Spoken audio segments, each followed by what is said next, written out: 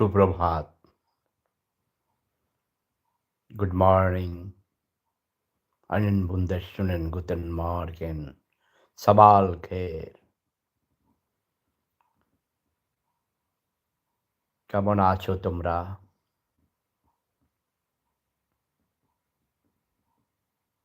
From my childhood, I dislike nasty politics. ছোটবেলা থেকে আমি নোংরামি অপছন্দ করি। আমি শান্তিপ্রিয় মানুষ। I am a peace loving person. Love is peace. Love is power. Love is happiness. Love is life. Love never dies. প্রেমেই শক্তি, প্রেমেই মুক্তি। হঠাৎ করে লন্ডনে নাকি ডিমের দাম বহুগুণ বেড়ে গেছে। এর কারণ হঠাৎ আমি বুঝতে পারিনি, কিরে? কি বলে সবাই? টেলিফোন করে, দাদা লন্ডনে ডিমের দাম বেড়ে গেছে। তো আমি বলি, ডিম হঠাৎ করে ডিমের দাম বেড়ে গেল কেন? তোমরা কি বেশি ডিম খাচ্ছ? হঠাৎ কারণটা কি? এমন কোনো রোগ দেখা দিয়েছে যে এই রোগের জন্যে ডিম খেতে হবে বেশি করে? বলল, যা রে দাদা, আপনি কোথায় আছেন? আপনার প্রিয় শান্তিতে নোবেল বিজয়ী প্রফেসর ডক্টর ইউনূস সাহেবকে ডিম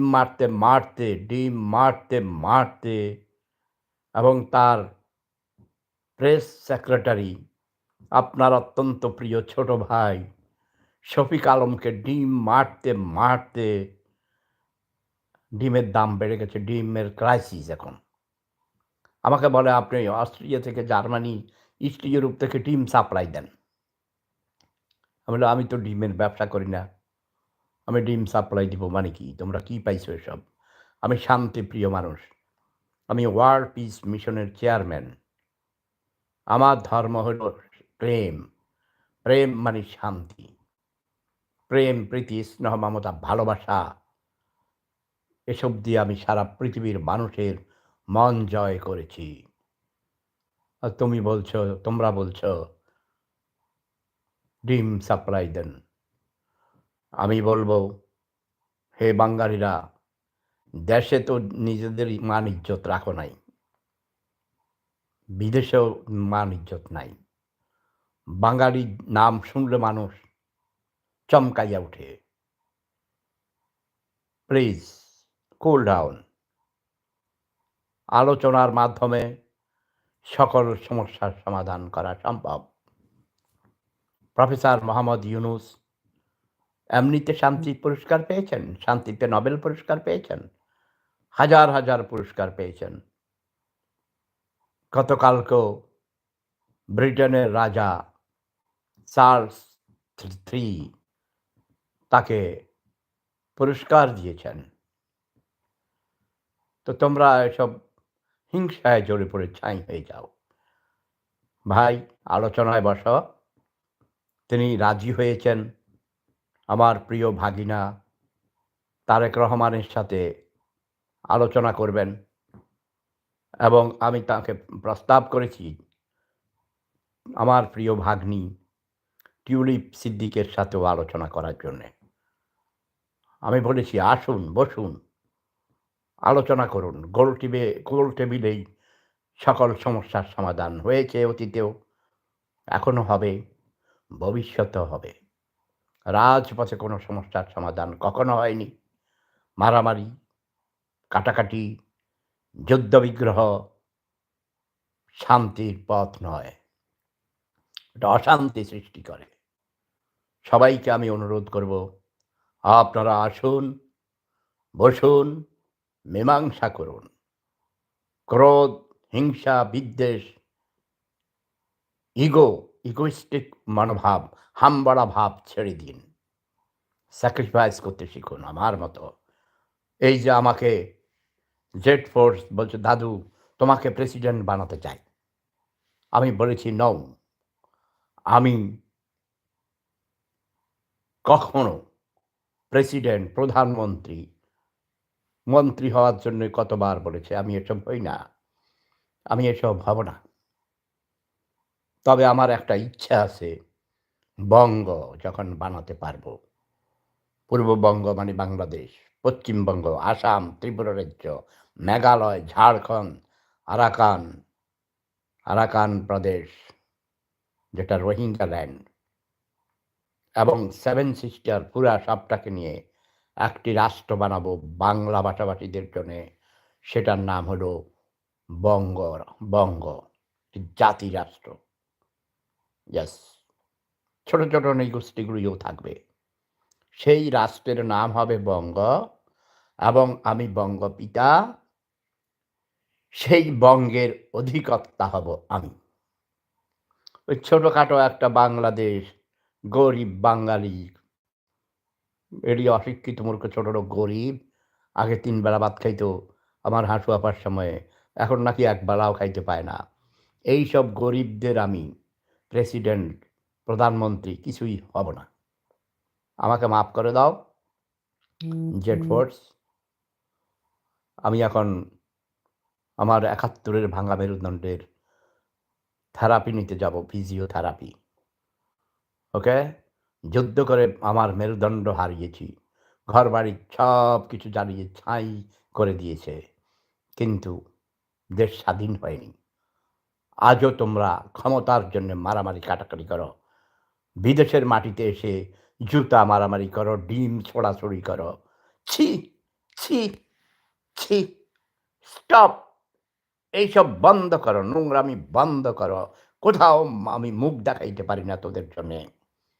দেশে ফিরে গিয়ে আলোচনা করে মীমাংসা করো। আওয়ামী লীগকে নিয়ে বসা, আমার হাঁটু আপাকে নিয়ে বসা, ১০০ জনের উপর এমপি জেলে আছে। ৬১ জন আইনজীবীকে অ্যারেস্ট করা হয়েছিল। এর মধ্যে আমার আপন ভাতিজি জামাইও ছিল। তারা গত পরশুদিন ৫৯ জন মুক্তি পেয়েছে। বাকি ২ জন খুব শীঘ্রই মুক্তি পাবে। এবং যাদেরকে জেলে রেখেছ সবাইকে ছেড়ে দাও। হইল তো, অনেকদিন তো রয়েছে জেলে। তাদের সবাইকে ছেড়ে দাও। আমার হাঁটু আপাকে ডেকে নিয়ে আসো। আলোচনার মাধ্যমে মীমাংসা করো। ওইসব কাদা ছোঁড়াছুড়ি, ডিম ছোঁড়াছুড়ি, জুতা মারামারি বন্ধ করো।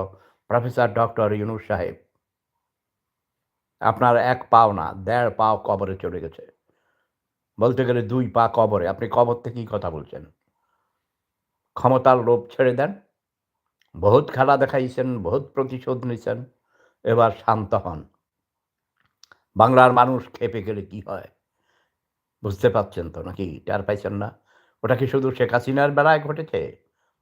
আপনার বেলায় ঘটবে। সাবধান। খুব হিসাব নিকাশ করে পদচারণা করুন।